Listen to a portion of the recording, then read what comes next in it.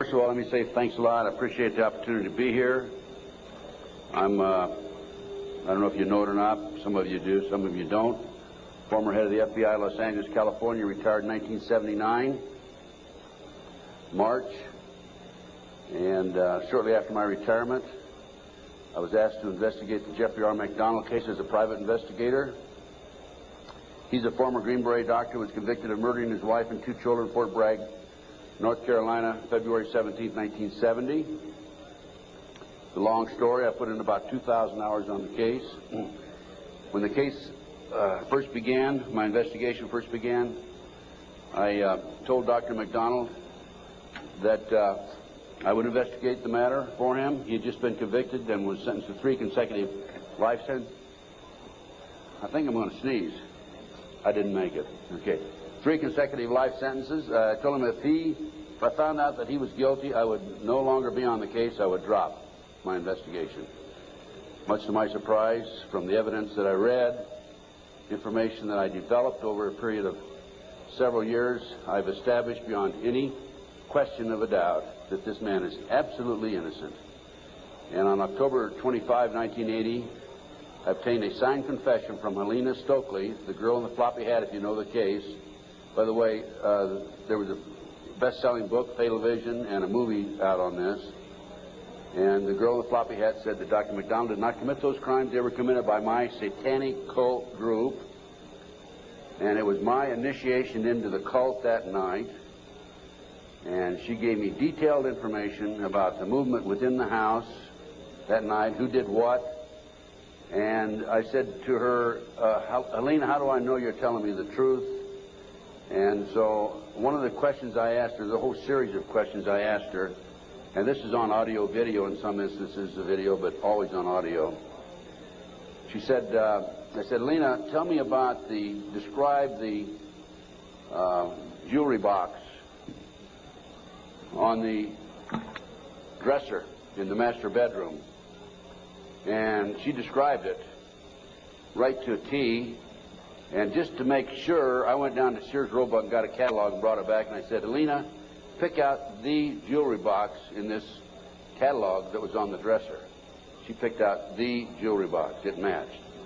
Also, she told me that she attempted to ride a rocking horse in the child's bedroom that night. But she couldn't ride it because the spring was broken. The only way she could have known that spring was broken was to have been there the night of the murders, February 17, 1970. So anyway, I submitted a 1,200-plus page report, actually 1,100-plus page, almost 1,200 pages, in March of 1981 to the FBI, Judge Webster, with a personal letter. He was director of the FBI. And I said, Judge, I believe this man is innocent, and he'd run out of money, and, you know, I'd continued to work it as I usually do. And I think that the FBI should continue along the lines of my investigation. And much to my surprise, I started receiving, by the way, it also went to the FBI and to the U.S. Department of Justice, the Solicitor General's office. And much to my surprise, my witnesses, my 19 new witnesses, including Helena Stokely, started calling me and saying, hey, Ted, the FBI has interviewed me. They're trying to get me to recant. And I'm saying to myself, that isn't the responsibility of the FBI. The FBI is supposed to gather information, not destroy it. And that was my first clue that we had a serious problem in that case. And then I continued on, and I had a number of other cases that I handled privately. And in each instance, I noticed evidence was lost, destroyed, stolen. I noticed that there were strong indications of corruption. So I asked myself, now what's going on here? And over the years, I started gathering material until about 2 years ago. Up until about 2 years ago, I kept saying there's a loose-knit network operating in this country involving drugs, pedophilia, pornography, prostitution, corruption, etc., etc. 2 years ago, from my research, I'm convinced it's much more serious than that. It's more than a loose-knit network. It is a conspiracy.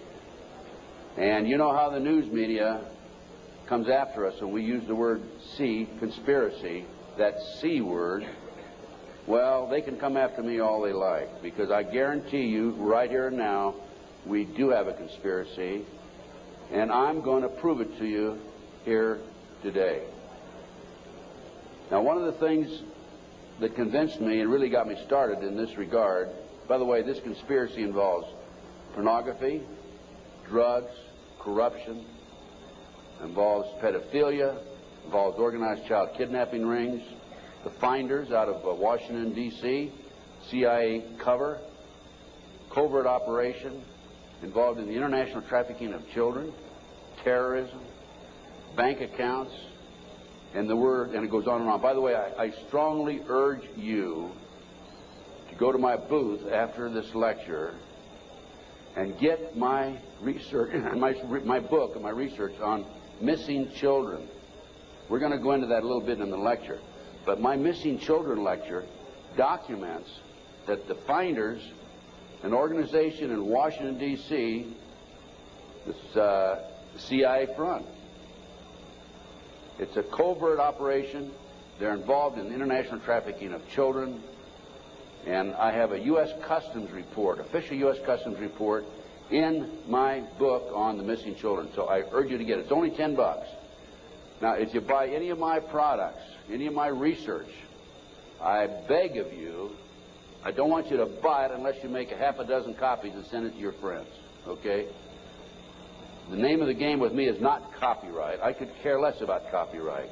The name of the game is education, education, education. We need to know what's going on in this country today. So anything, any of my research that you buy, please make copies and get them out to your friends. That's what it's all about. After one of my lectures, here's about 2 years ago, this is why I changed my mind from and using the word loose-knit network to conspiracy. After one of my lectures, a gentleman came up and gave me a book. He said, Ted, in fact, that lecture was specifically on the McDonald case.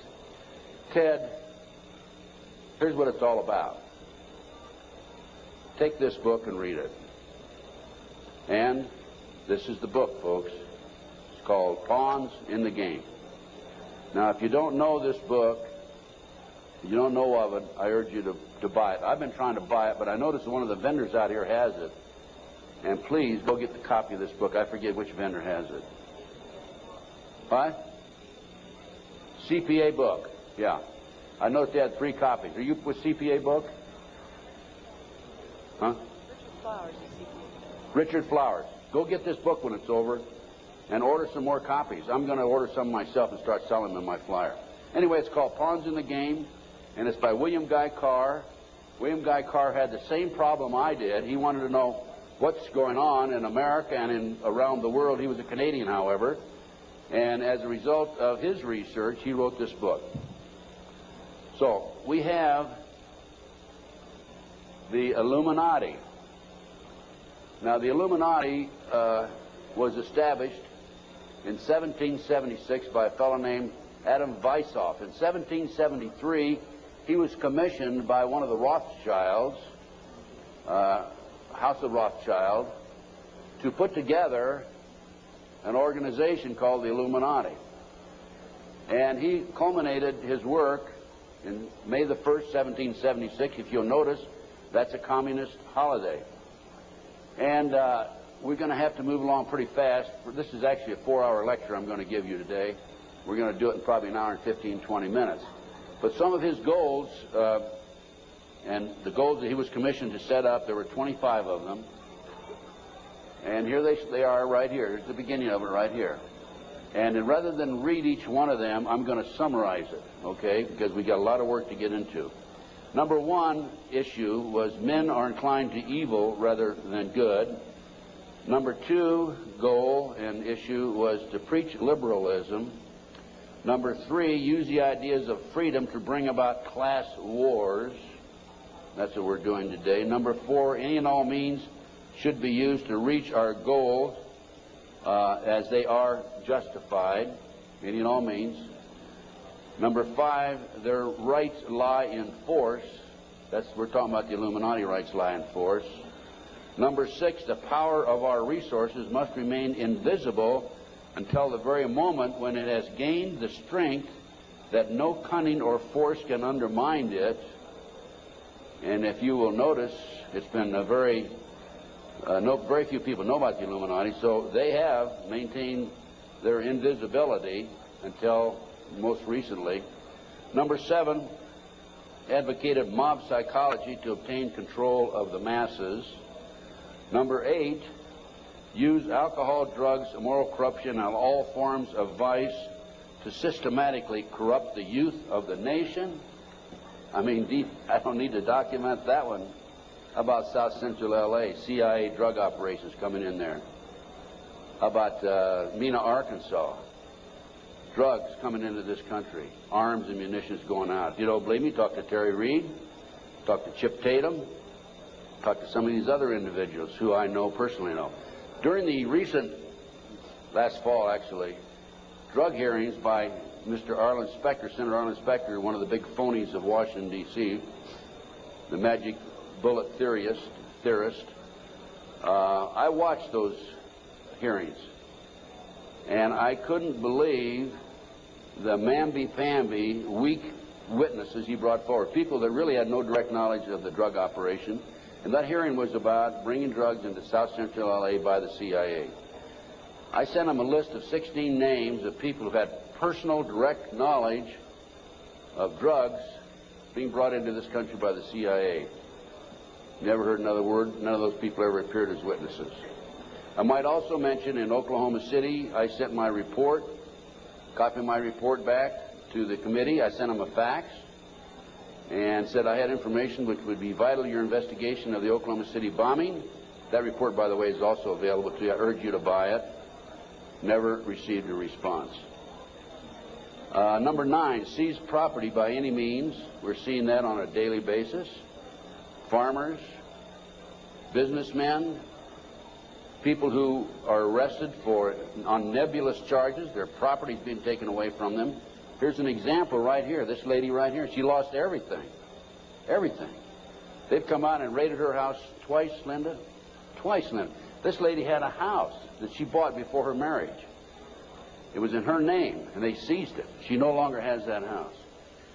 Number 10, deal with the use of slogans such as equity, liberty, fraternity into the mouths of the masses in psychological warfare. Boy, if that isn't Bill Clinton, I never saw it and never heard it before.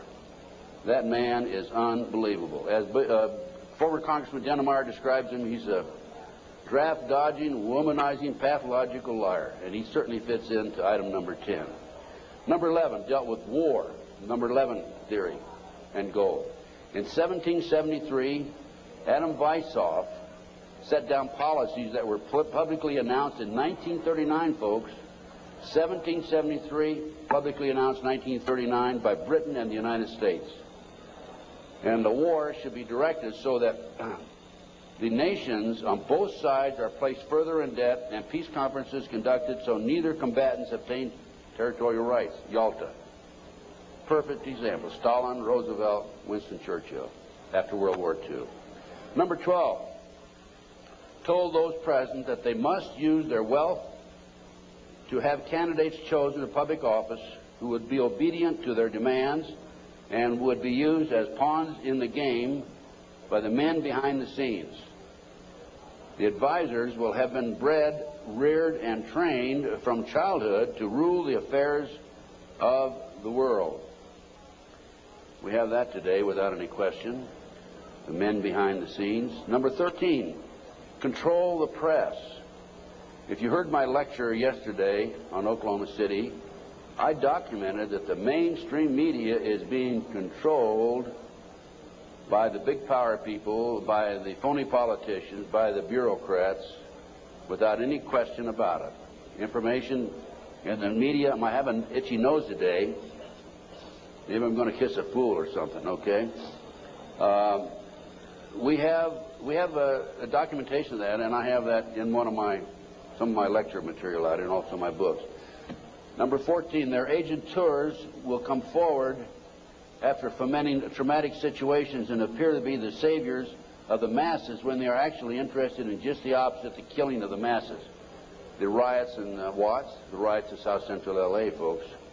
Number 15, create industrial depression and financial panic, unemployment, hunger, shortage of food. Use this to control the masses or the mobs, and use the mobs to wipe out all those who dare to stand in the way. Well, I'll tell you right now, every expert I've talked to is talking about food shortage. And it's coming, I'm convinced. And we also know about the market crashing here in October. I had a market specialist on my radio talk show, and if you don't listen to my show, I urge you to, because it's a real good, solid education for you. Just this week, George Green, he was also on my show on October the 6th. George told us on October the 6th there would be a crash of the market in October. It came. Now he told us this week there will be another crash, and it'll drop, he thinks, 2,000 points. So we'll see what happens. I hope it isn't true. Number 15, create industrial depression and financial panics, unemployment. I've already covered that. Number 16, infiltrate into the secret Freemasonry to be used for their purposes. That's been documented many times. Number 17, expound the value of systematic deception. Use high-sounding slogans and phrases and advocate lavish promises to the masses, even though they cannot be kept. Again, Bill Clinton. George Bush was good at that too, by the way. What's the difference between the Republicans and the Democrats high up? Nothing. Zero. You know, Mr. A, who has a booth next to mine, mysterious Mr. A, he talks about subliminal messages. If you look at the logo of the Republican Party, you know the elephant with the 3 stars across the top? Well, if you look at it today compared to 2 years ago, the stars have been inverted. The point used to be at the top 2 years ago. Now the point's at the bottom. Satanic, folks. I can't say for sure, but that's a subliminal message. Inverted stars. Number 18, detail plans for resolution. Discuss the art of street fighting, which is necessary to bring the population to a speedy subjection. Number 19, use their agentures as advisors behind the scenes after wars through secret diplomacy to gain control.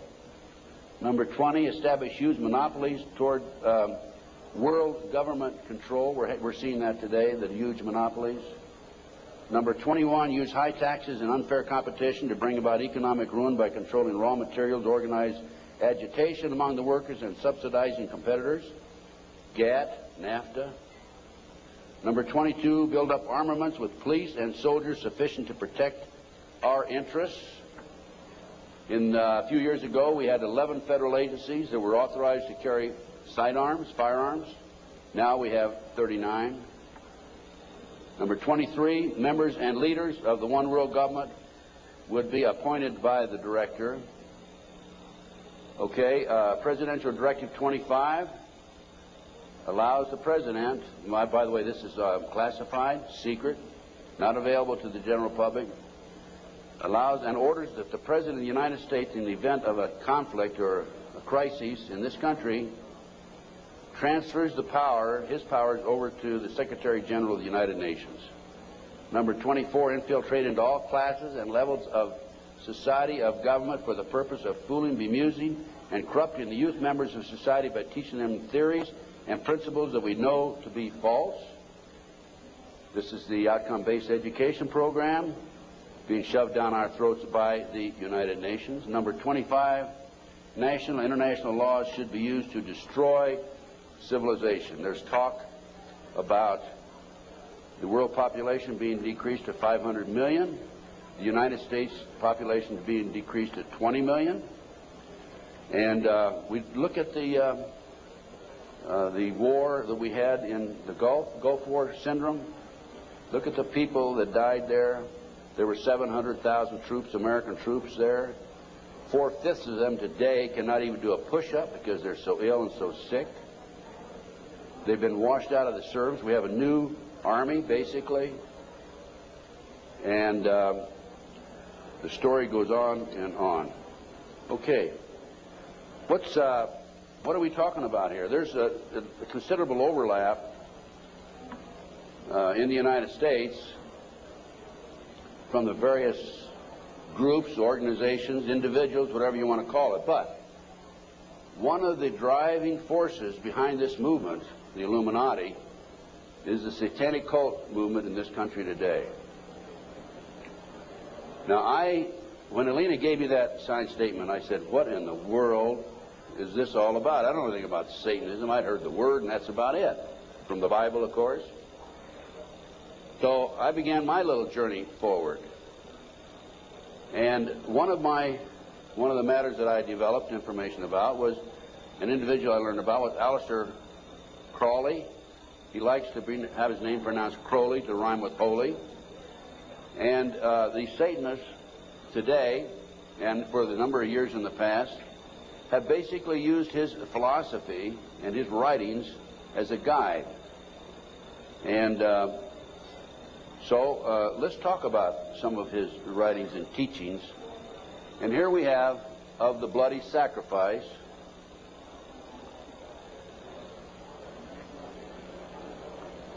And here we have The Blood is the Life. And here on page 94 of his book, it would be unwise to condemn as irrational the practice of those savages who tear the heart and liver from an adversary and devour them while yet warm. In any case, it was the theory of the ancient magicians that any living being is a storehouse of energy varying in quantity according to the size and health of the animal, and in quality according to its mental and moral character. At the death of the animal, this energy is liberated suddenly.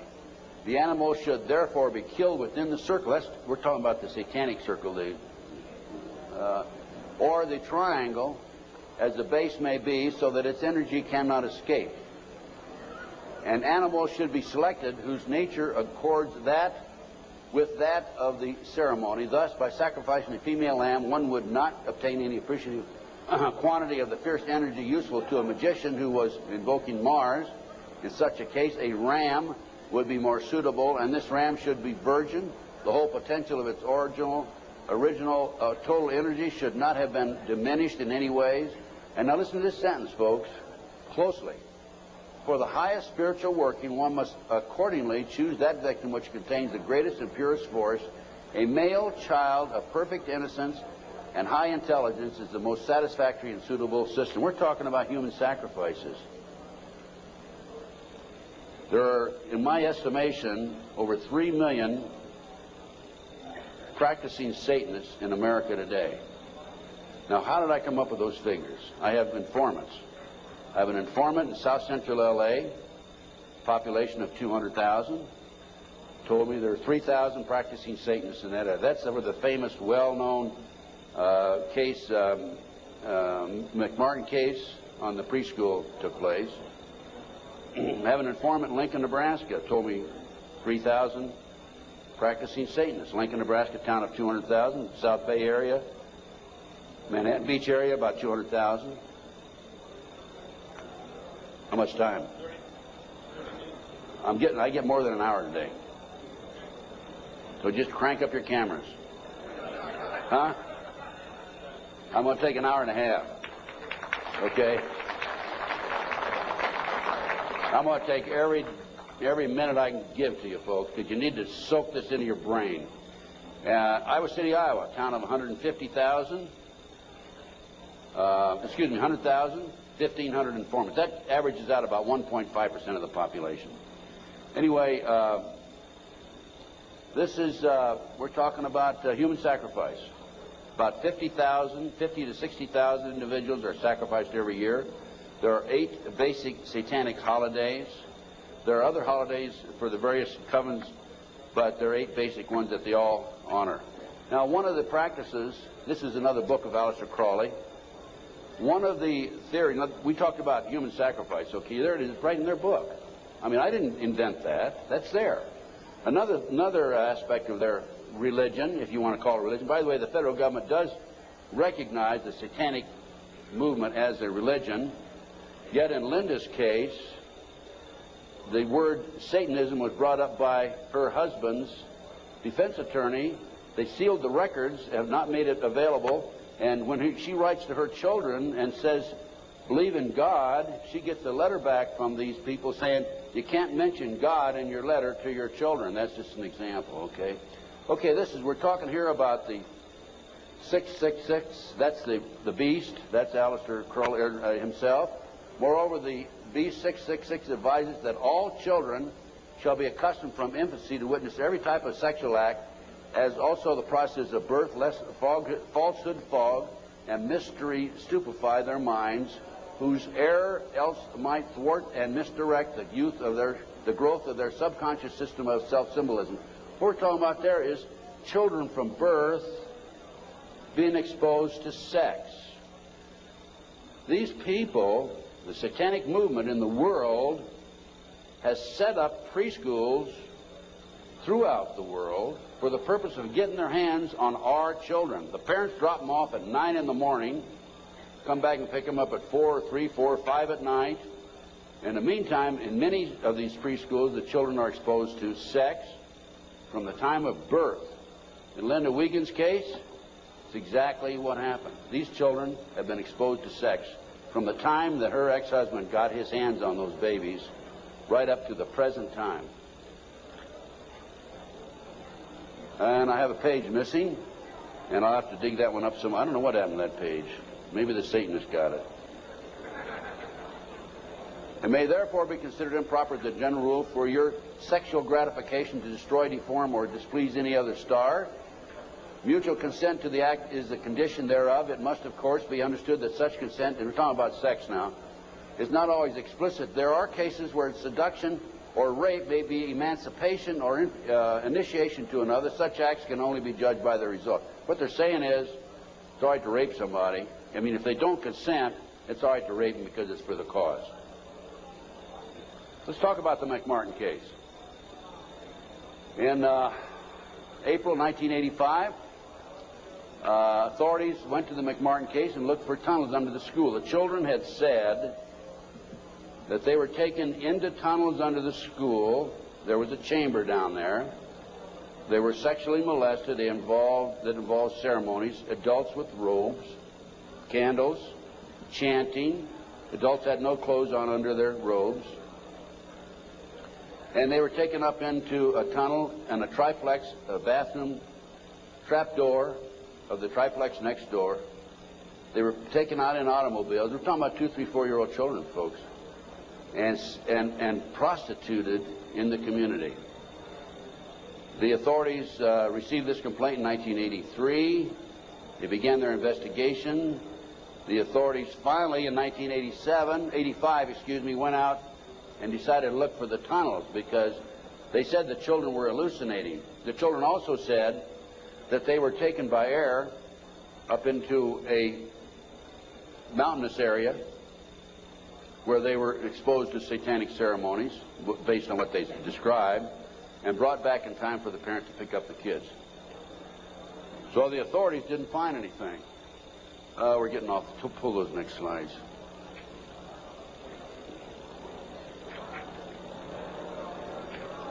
Well, I'll tell you what. In the spring of 1993, I heard that the property of the McMartin School had been sold from the McMartin family to the defense attorney, actually given to him.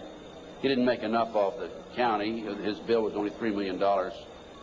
And from there, he said he was broke and he sold it to a contractor. The contractor was going to build an office building on the space. And I heard that the contractor had this property. And so I went out and contacted him.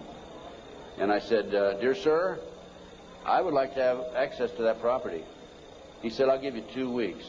I signed a contract, assumed liability, and along with some of the parents, we hired an archaeologist from UCLA, Dr. Gary Stickle, knowing full well that I'm not qualified to say there's tunnels under there, even if I found them.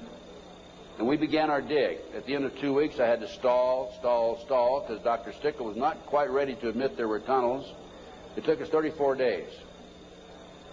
At noon the 34th day, with the bulldozers, with their motors running, ready to knock the building down, he was going to knock the building down and then build this office building, Dr. Stickle said, you know, I can say without any question right now, there have been tunnels under the school. They were filled in. Now, I'm going to show you the documentation on the tunnels. This is it. No, keep it there. Keep that there. This is the what we found. This is a preliminary report. I have a 186-page scientific report available to you out here if you're interested, by the way.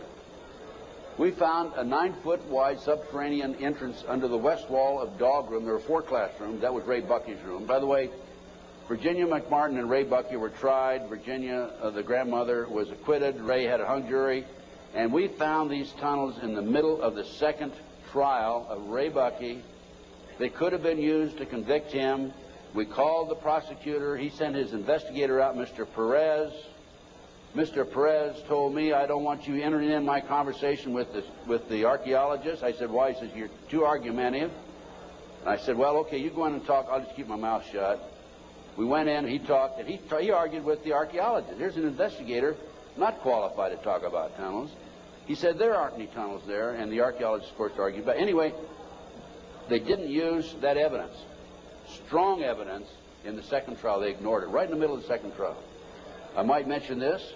The children identified professional football players, professional baseball players, household name actors, actresses, and the son of the leading politician, not a leading politician, the leading politician in Los Angeles as being perpetrators. Okay, we found an avocado tree root cut on both sides of the entrance, and I'll show you this in just a few minutes. The entrance of the tunnel, as I said, it was 9 feet across the top, and on one side was a live avocado root, on the other side was a dead avocado root. They had to cut that out. We have this, by the way. We found a plastic Disney bag, copyright 1982, about 4.5 feet below the classroom floor, and 3 to 6 inches in from the entrance and under the foundation. Now, the reason that plastic Disney bag is so important is because we think that they filled the tunnel in 1982 when the complaint was initially brought to the attention of the authorities. I said 83 earlier, it's 82 when the complaint was made. And when they filled it in, the plastic Disney bag somehow or other flew in there as they were filling it in, and nobody noticed it. Now, who says there is no God, right? What documentation, fantastic documentation, that that tunnel, the entrance to that tunnel, this is right at the entrance, was filled in 1982 or sometime subsequent to 1982. Mr. Ken Lanning, the outstanding know-it-all FBI expert, behavioral science, says that I took that garbage bag in 1993 out of a trash can and placed it there, that I planted evidence. Of course, Mr. Lanning says there's no organized satanic movement in this country today. There's only a few dabblers here and there. Thank you, sir. We have another 3 hours to go, okay? Can you hang in there? Okay, the tunnel proceeded south, then 45 feet through classroom 4 and 3 and north, then 10 feet within the classroom 4. The tunnels were 30 inches wide, 44 to 46 inches deep, with the top of the tunnel 30 inches under the classroom floor. The children were able to walk through it. We're talking about young kids now, right? The adults had to stoop down and walk through, but they could do it. The tunnels were built in kind of a triangular, or I should say a semicircle type, so that they had natural support, I guess. These people know everything. They are brilliant. The footing between classroom 3 and 4 was arched, where the tunnel passed underneath it, and 12 inches shorter in depth at this location than the same footing 12 feet to the north. I'll show you that in just a minute.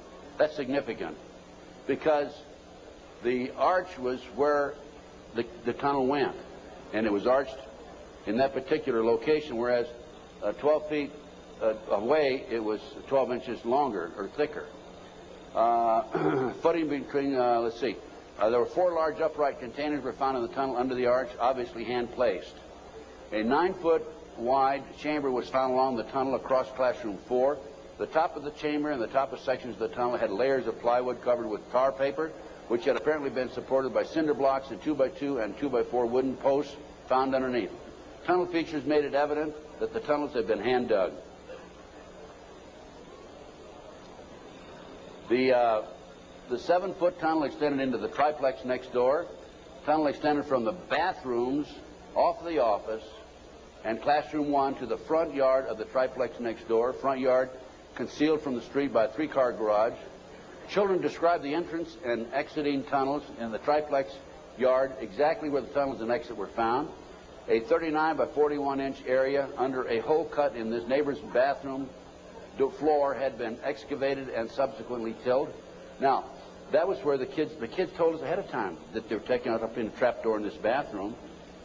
And there was a crawl space in the house about like this, and we got one of our skinny archaeologists to go in there, take pictures. The bathtub protruded underneath the floor of the bathroom.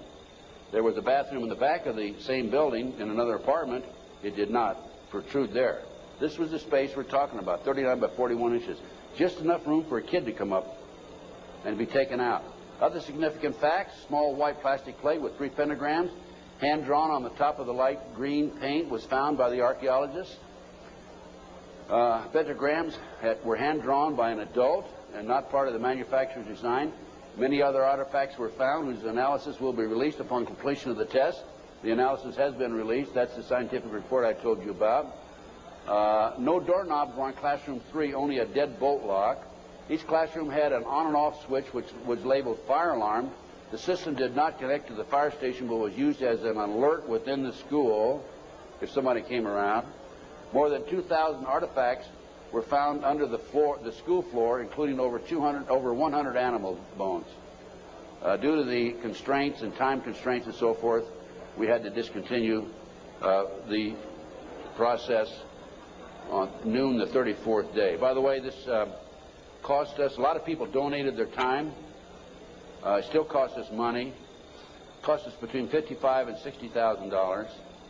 I personally put in $17,000, which I ended up, in many instances, paying over a long-term period payment plan. This is a floor plan of the whole lot. There is, right there, the building itself. This is the entrance, the concrete slab, a vacant lot there. This is a yard. And here's the avocado tree we're talking about. And here's the entrance right there. Now here is the tunnel. It came in here, extended here, and here's the chamber across here. We think, but didn't have time to explore this, the tunnel went up here. Now we definitely were able to come up with it here, right here, and it came into the bathroom over here. Okay. There's the entrance. 9 feet across here. I'll show you a diagram in a few minutes. There's the avocado tree. Those roots are live. Over here we had a dead avocado root. Okay, next. There's a plate that was found in the play yard, buried about 6 inches under the sand, with the pentagram on it. That's right. And here's a diagram of the tunnel. This is the entrance of the tunnel. Now that's the floor, the footing for the classroom floor. Here's the plastic Disney bag, was located right there, partially under the footing and partially out. And this AF means artificial fill. And this was the shape of the entrance. Okay.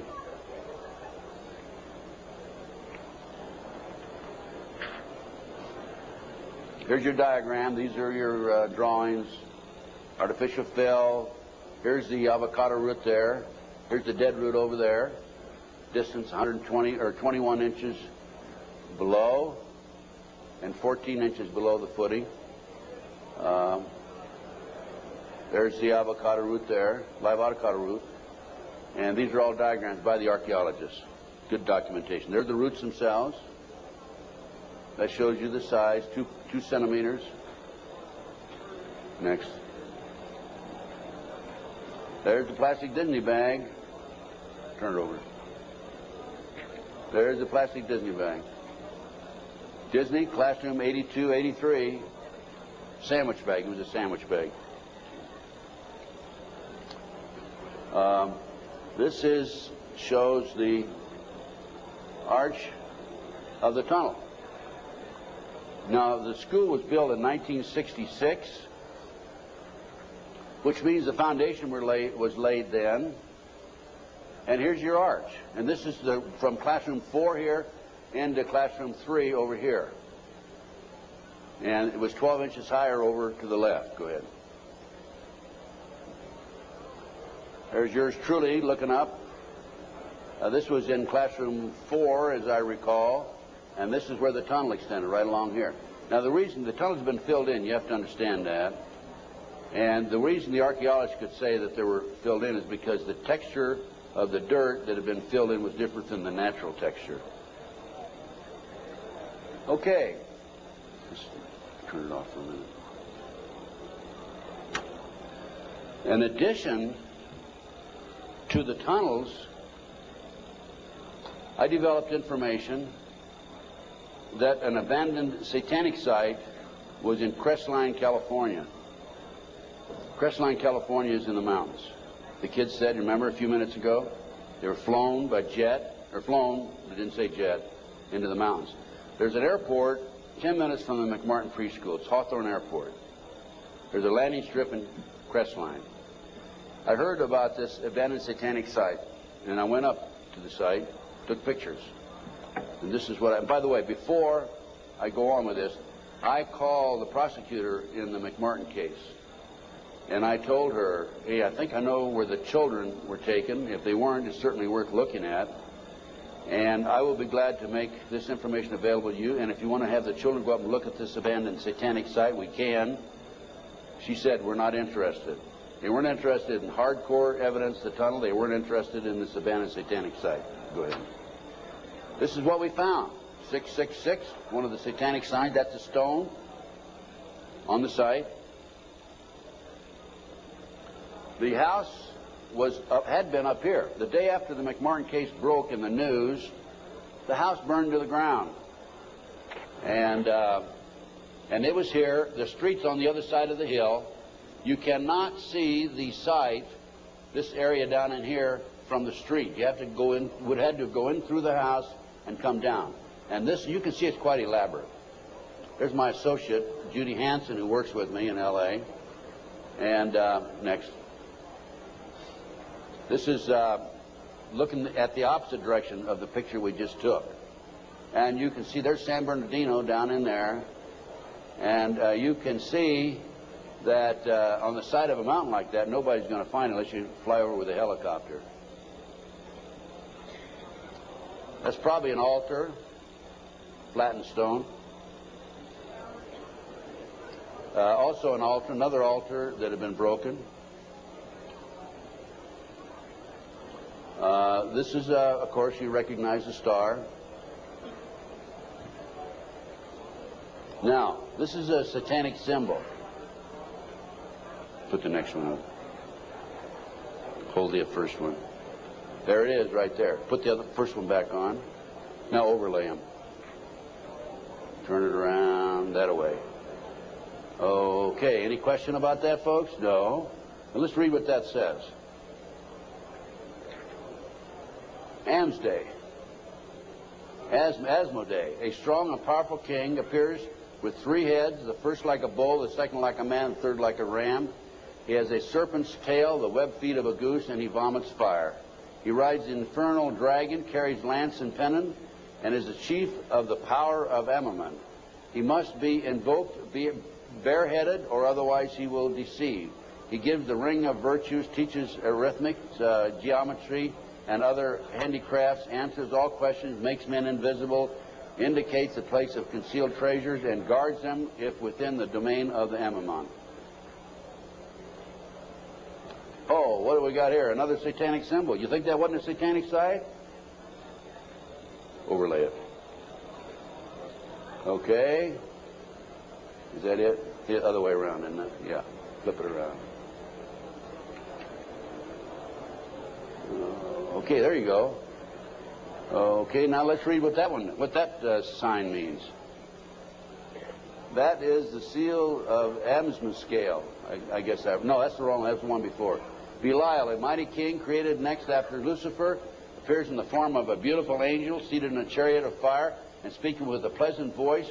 He fell first amongst the superior angels who went before Michael and other heavenly angels. He distributes preferences of senatorships, causes favors of friends and foes, and gives excellent families. Familiar. He must have offering and sacrifices made to him. Next. And there's another satanic sign. I couldn't make that one out, so I couldn't match it with anything. obviously. Here's some ovens.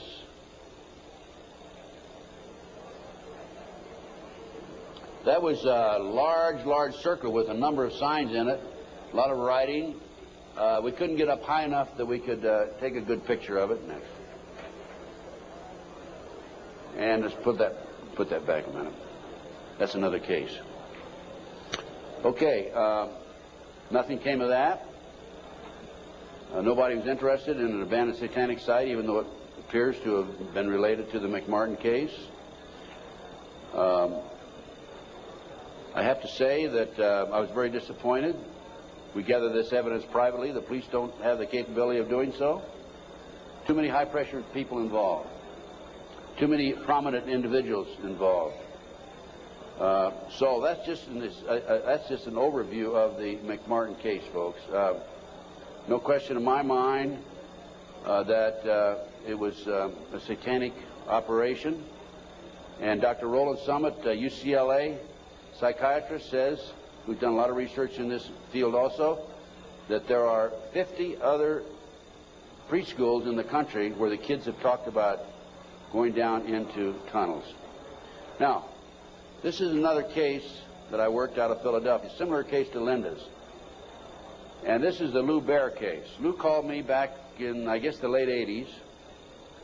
And he said that he had gone underground with his children. The great FBI came in with their SWAT team, as they did with Linda, raided his house, grabbed him, put him in jail, took the children, turned them over to his ex-wife, whose boyfriend, according to the children, was sexually molesting them. And Lou said, "What can I do, and how can you help me?" So I was willing to go back and testify for Lou. And one of the matters that I was going to testify about were the drawings by the kids. And it's not a funny thing, but it's an established fact that children who have been sexually molested for some reason or other, when they're, 2, 3, 4, 5, 6, 8, 10 years old, whatever, will invariably draw pictures of their activity, of their exposure to these nefarious matters. Invariably they do that. Now, when I was that age, I was drawing cars and airplanes, and the girls were drawing flowers, right? But these kids invariably will draw these pictures. As you can see from Linda's case, she has pictures at her booth that her children have drawn. Now, I was going to go back and testify for Lou, and I was going to say that based upon my reviewing the pictures drawn by the children, they've been exposed to a satanic activity. This is the most telltale of all the pictures. I'm going to show you a series of them. This is a totem pole with a goat's head at the top. Children at the various highest level. I understand, again, I say I understand because I'm not sure, because there's so much secrecy involved in the satanic movement. 8, 10 layers of classes of people within themselves, like the dabblers on up to the very highest level. But from my sources and my informants, I've been told that the various highest level of Satanism, you will have the totem pole, which is usually 3 to 6 feet tall, made out of wood, with the goat head at the top. So I was going to testify that based on my experience, that these children were exposed to the highest level of Satanism mainly because of this drawing right here, the goat hole, the totem pole with the goat's head. The judge would not allow me on the witness stand. I flew all the way to Philadelphia from Los Angeles, wouldn't allow me to testify. These are some of the other drawings. This is a body on a slab, undoubtedly an altar where they sacrificing blood, the genitals, and let me mention this also: children who have never been sexually molested in a recent study, not a recent study, a study back about 7 or 8 years ago. Children who have never been sexually molested do not draw the genitals. Children who have been sexually molested, a high percentage of them draw the genitals, and so children who have been ritualistically sexually molested, a higher percentage will draw the genitals. Little Matt Bear drew a picture of people, a fire, a baby being thrown in the fire, human sacrifice, obviously. An altar, bone, liver, blood, kitty. And another ritual ceremony. Here's trees, people, fire. And another, people have no cloth on, he says. Table, knife, devil. Okay, that's the Lou Bear case. Now, I think we're going to we got just a few more minutes, and I want Linda to take the podium, talk about her case. But I'm going to run through these next slides real fast, Linda. 100,000 children disappear every year per Reader's Digest, July 1982. Next. This is the official U.S. Customs report that establishes the great CIA, under the name Finders, a covert operation, is involved in the international trafficking of children. It's about 9 or 10 pages long. We'll just flip through the pages. If you want to take a look at this report, go to my table and take a look at it. And if you want, please buy it. It's $10. Make copies. Get it out to your friends. Okay, keep going. Just go real quick. Keep going. Go to the last page. Just flip them and then just go to the last page. That's how long it is. Keep going. And some more. That's it. Okay. The way this case came about is a group of children were seen in a park in Tallahassee, Florida in 1987. The police were called. The men were well dressed. They had a van. Police came out, talked to the kids. The kids said they were en route to Mexico to a smart school. And the police traced that van back up to the Finders in Washington, D.C. They raided the Metropolitan Police Department, raided the Finders headquarters and also a warehouse. And they found all this paraphernalia. They found information about international trafficking of kids all over the world. The Finder, based on my research subsequent to that, again, CIA covert operation. The customs agent was called into it because of the possibility of pornography, and I guarantee that there was pornography involved. Guarantee, okay? Now, this report, this was his report. Again, this is available, Missing Children, $10 at my booth. This report is the final interview by the customs agent when he attempted to go over and get more information than he'd already developed. Okay, let's just go over this. Leave it there. Yeah, leave it there. Okay. April 2, I arrived at the Metropolitan Police Department at approximately 9 a.m. Detective Bradley was not available. He was the detective who was supposed to help him. I spoke to a third party who was willing to discuss the case with me on a strictly off-the-record basis. I was advised that all the passport data had been turned over to the State Department for their investigation. They found passports in the van. The State Department, in turn, advised the Metropolitan Police that all travel and use of the passports by the holders of the passports was within the law and no action would be taken. This included travel to Moscow, North Korea, and North Vietnam during the late 50s and mid-70s. Folks, it was illegal to travel there to those countries during that period. The individual further advised me of circumstances which indicated that the investigation into the activity of the Finders had become a CIA internal matter. The Metropolitan Police report had been classified secret and was not available for review. I was advised that the FBI had withdrawn from the investigation several weeks prior, and that the FBI Foreign Counterintelligence Division, that's FBI headquarters, by the way, had directed the Metropolitan Police Department not to advise the FBI Washington field office, that's the field office, of anything that had transpired. No further information will be available. No further action will be taken. No action will be taken. The case was closed, and here we have a CIA internal matter. The Finders group, the Finders case organization, was founded by a CIA agent back in the early 60s, and here we are, 1987, still operating. I have the man's name. I have all the information on it. A real quick overview: CIA experiments with mind control on children, MK Ultra.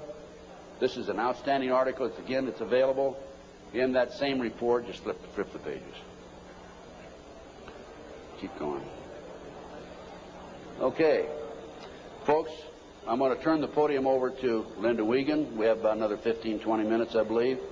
And Linda's going to talk about her case. This is one of the most classic examples of corruption I have ever seen. And believe me, you can tell from my lecture that I've seen some pretty awful examples of corruption. Go on, Linda. Linda Wiegand, my friend, God bless her. She's a fighter.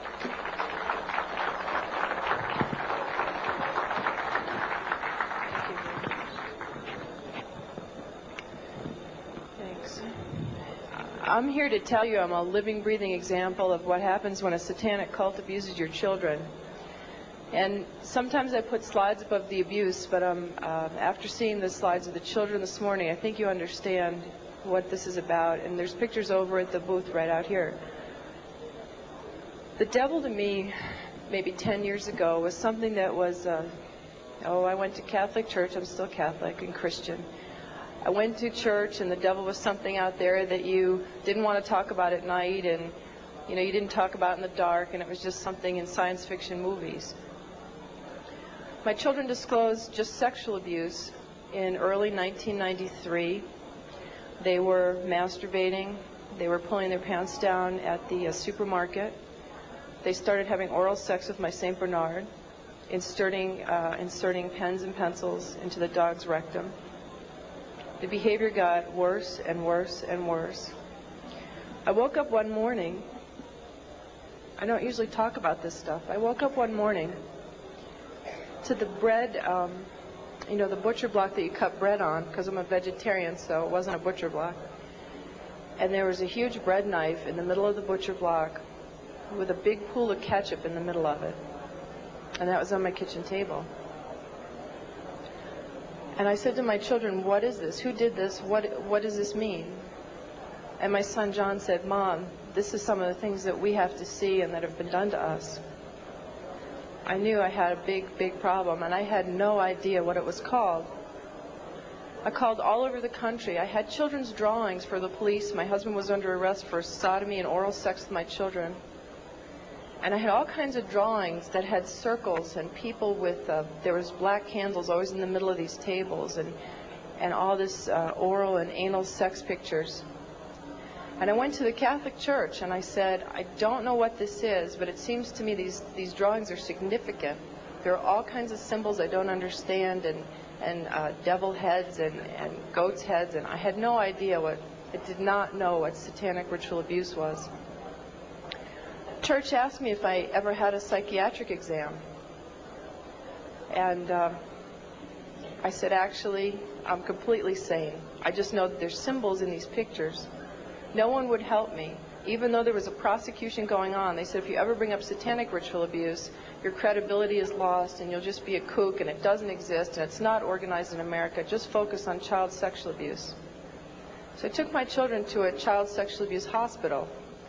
And while they were being treated, and I had legal custody of my children, and my husband and his lawyers and the judge found out my children were in an expert hospital, they confiscated my house, everything I've ever owned, from my baby pictures to my clothes. I walked away with literally the clothes we had on our backs.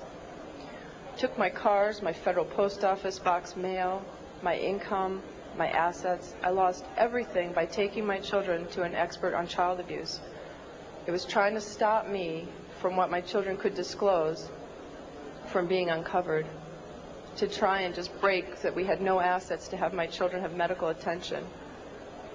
The children were being treated for sexual abuse, and I had provided all the documentation. And one day the doctor said to me, I need you to come into my office.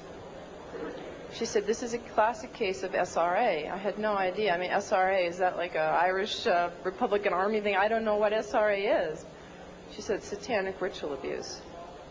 And she showed me the drawings that the children were doing in her office, and they were of blood sacrifice, of people cutting their arms and dripping blood in chalices, of chalices with devil heads, and on and on and on. It includes group sex. It includes children being killed. And I remember I just felt like my guts were just punched out of my body. I did not know what to do. I didn't know where to go. I called every organization in the country asking for help, children's organizations. And no one wants to acknowledge satanic ritual abuse. And all the child abuse organizations only say that they lobby. They don't actually help people. And so my quest to save my children has taken me here. And as a consequence, and I can tell you here today, there are other mothers who are here today to ask me for help, who have children that were victims of satanic ritual abuse. And it's really hard for me because I'm only one person, and my life has been annihilated, although I have to say it's being rebuilt for the better.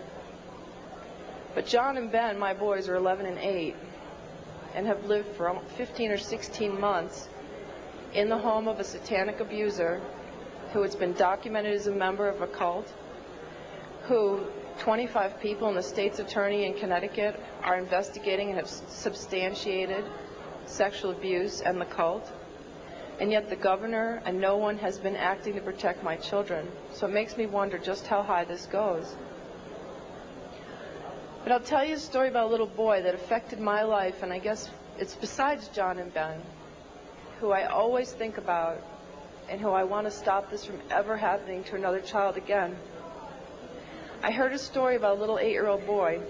His mom had taken him to protect him, and they were found, and I had been underground for 3 years, by the way. The mother and this little boy were found. The little boy was taken to a basement. He was crucified alive. First he was skinned. When they torture the children, it causes a physical reaction of the endomorphins in your body to just increase because of the terror and the pain. So when the Satanists drink the blood, they actually get like a chemical, a high, like a drug high from the blood of a tortured victim. And this little boy was found in the basement dead, with no blood, skinned alive and crucified. This cannot happen to any more children. I can't do it alone.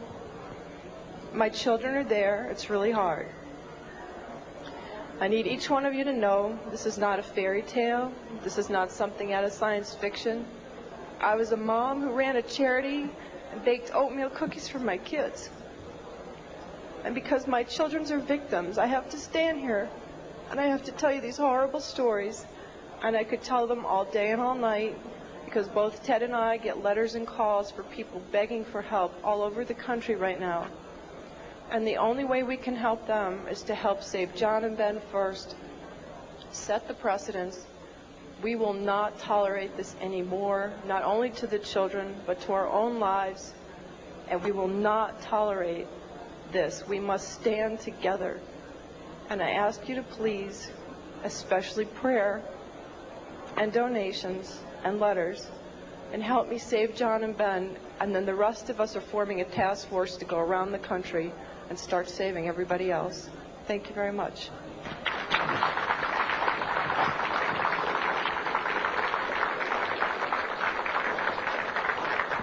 Thank you, Linda. Folks, thanks very much. Any of you have any questions? I guess there's no microphones up here, but go ahead, Renee. Just come down here in front and yell at me.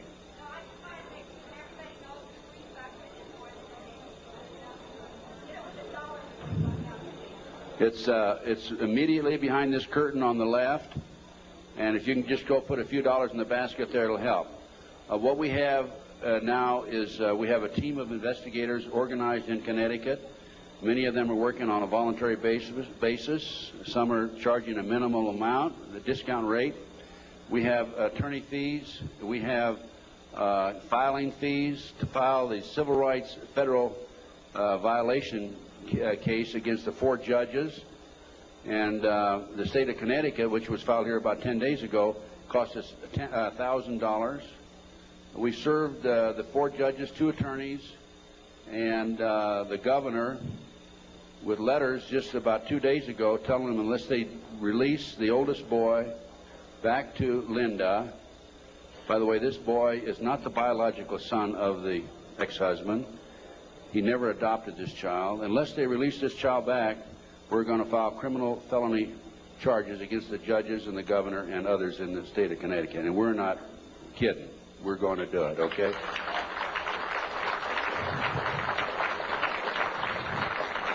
We have been working with a friend of mine. I brought him into the case, Jack Firm, a paralegal, Las Vegas, and he's probably one of the most brilliant men I've ever known.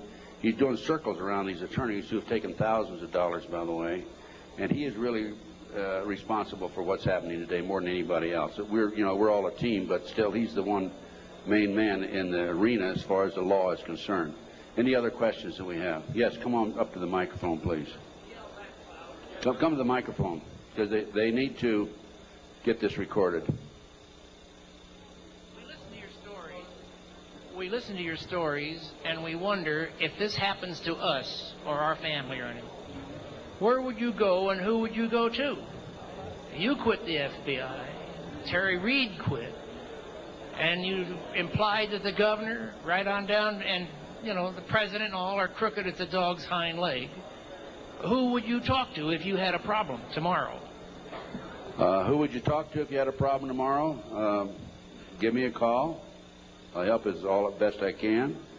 I have a network of people that can probably help you. I've had a number of people contact me over the last several years, and I refer them to other experts. And we'll have to take each case at a time, but if we can help you, just give us a call. I have a flyer out here. It's got my phone number on it. No, I'm referring to something happens here in Denver. I need help. Do I call the police? Do I call the governor? Who do I call? If they're all crooked, as you implied, and I believe you, you go to them, and they draw a line and say, we're not going to investigate. What do you do? Well, that's why I'm saying call me. Because we have the network of people, and we're in the process of forming a foundation, and we're going to be seeking some money to finance it. And as Linda said, we're going to have a task force that will go around the country and handle these problems. We're probably going to be busier than the one-armed paper hanger, but just give us a call. We'll do what we can to help you. We'll try to help you. Can you go to the police? Yes, go to the police. Make a matter of record. What I suggest you do with the police is go talk to them personally, and then go back and write a letter, confirm your conversation, send it registered mail so you have it on record. Anybody you talk to in these type cases, make sure you have it a matter of record. Certified mail. Yes, question. Yes, will you name public profile figures that were suspects out in the California case? You know, the people that were named by the children? Can you do that? No, I can't name them because I can't prove it. All I can tell you is what the kids said. And the kids, they basically have said that the children were not credible. And I think if I said anything, I'd be open myself to a lawsuit. I'm not afraid. If I could name them without being sued, I would. But believe me, they're very prominent people.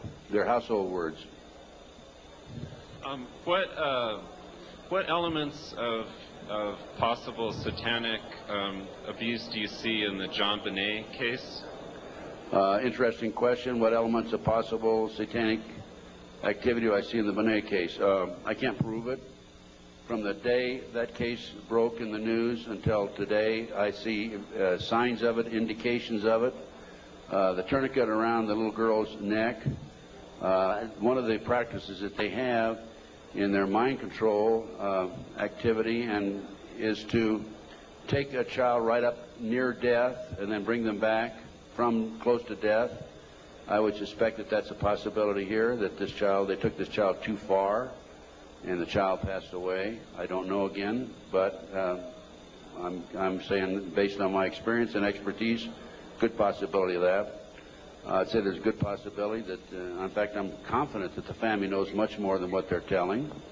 The fact that they were not cooperative for a number of months would indicate that. My instincts tell me that.